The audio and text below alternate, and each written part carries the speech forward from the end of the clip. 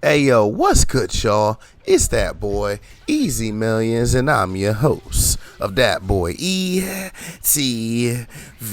You already know, man, we are back on Marvel Rivals, and it's been a week, man, and gotta say this, the newest addition to the game is Gambit, and I gotta say, man, I have truly been enjoying the character, man. I did get a chance to play him a couple times. Sorry I couldn't get gameplay for y'all here in the background, but I couldn't get a great game with him, as a lot of the time I was still trying to figure out his kit and everything of that nature, man. But ultimately, man, Gambit is definitely a very fun strategist to play with, as he is very good at not only healing, but also putting out damage as well. Now, I will say this, when it comes to him, the main thing that you're going to have to worry about is going to be that card management, and you're going to see that right in the middle of the screen underneath your crosshairs. I believe it's 4 card stacks at a time. You're going to want to make sure that you manage those properly, and when it comes to things like his healing, you're primarily going to want to heal with his primary fire, and then use his actual healing ability, which would be your left bumper or L1 on PlayStation, left bumper on Xbox, and then left bumper again or L1 again, and that'll give you a burst heal amongst teammates. You're also going to make sure there's more than one person around when you do this, as your cards will bounce off of multiple people, increasing the healing. Right now, also too, if you just hit the left bumper by itself and pull up just the hearts deck, you will also heal yourself. Now, this also applies to the spades deck. If you just hit the button but don't actually pick anything, you will give yourself extra damage boost, which will allow you to put out a lot more damage, man. So Gambit's one of those healers that I think that a lot of these DPS players will actually enjoy playing, as you can actually put out a lot of damage. Now, if you're putting out too much damage and not really focusing on healing, you can get caught up in that. But ultimately, he's great when it comes to both healing and putting out damage. The other thing I'm going to say about him, too, is when it comes to diving him, good luck, man. A good Gambit, you're not diving this guy, bro. I'm going to tell you that right now. And it's great to see. I'm glad that this is something that we're getting introduced to the game, and just kind of segueing into the next topic here when it comes to that. I think that Gambit being introduced to the game is going to start setting a standard for a lot of these strategists. That is kind of already the standard, but it definitely needs to be the standard for all strategists moving forward. And that's just going to be the fact that they cover the 3 main things, man. They need to be able to put out some type of damage. Their healing needs to be good enough to where it can support a team.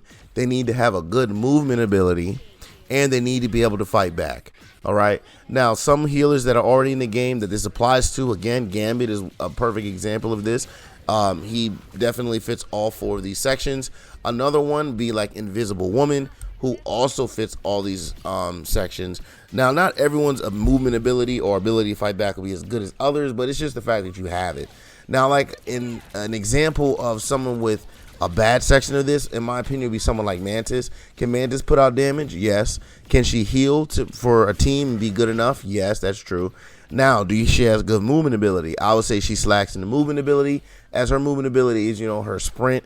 But again, that's only when I believe you're at like out of combat or something like that. Like, you don't get it mid-combat, so you really have 0 movement while you're in combat, and it just kind of sucks. Now, you have your CC, but again, that's not really a movement combat. And then the whole thing about being able to fight back. And when it comes to being able to fight back, is Mantis great at this? She is able to sleep you and then get headshots if you're good enough. But again, I don't think Mantis covers these grounds. So hopefully strategists in the vein of Invisible Woman and Gambit are the norm and continue to be the norm as we continue to move forward the game here, man.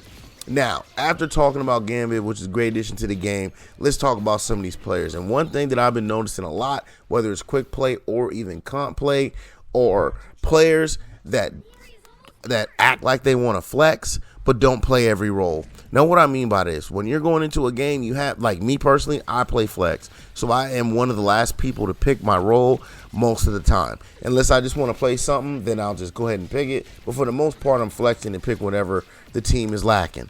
Now, what I have noticed is you have people that wait to the end of the game, I guess for an ego trip, to be like, oh, I'm so good that I can wait to the end and just flex. But then when they do this, they end up being put into a role that they ultimately either are not good at or ultimately they know for a fact they truly don't want to play.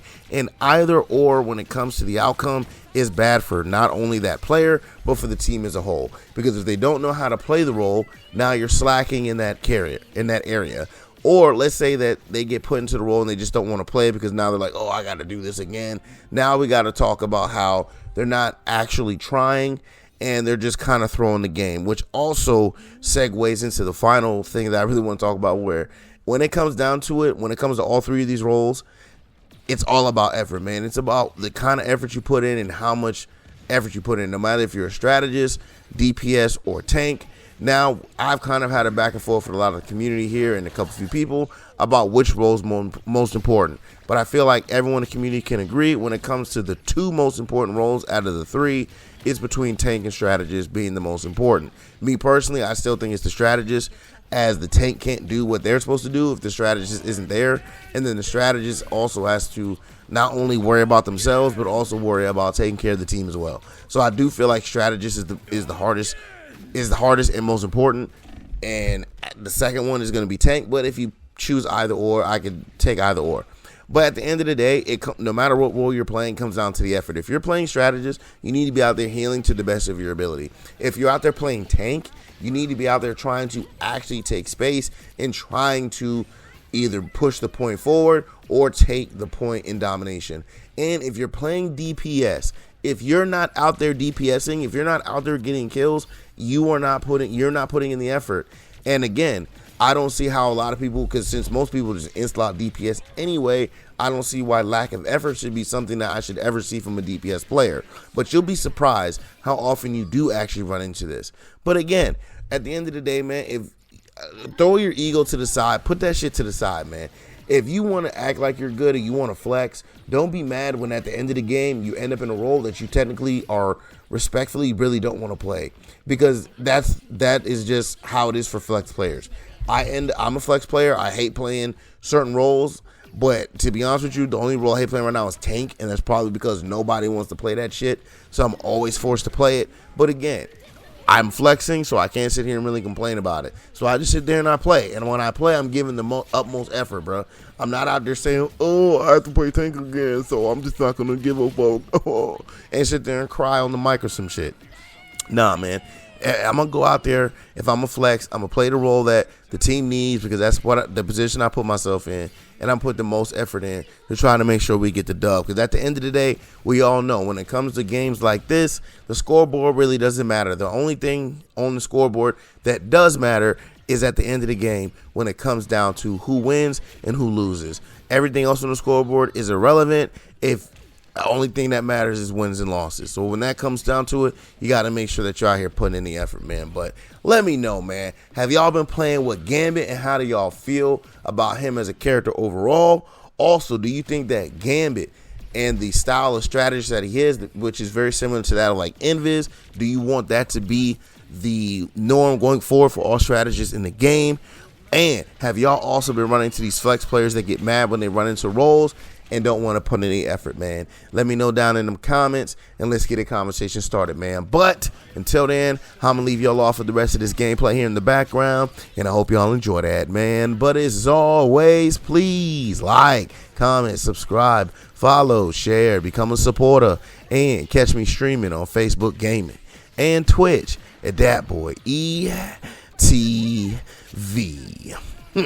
Now, catch y'all on the next one. I'm out. Ha. Peace.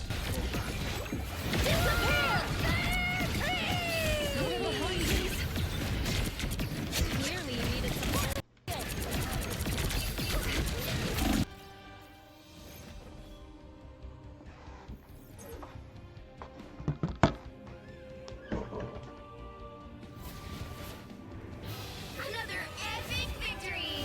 Big win!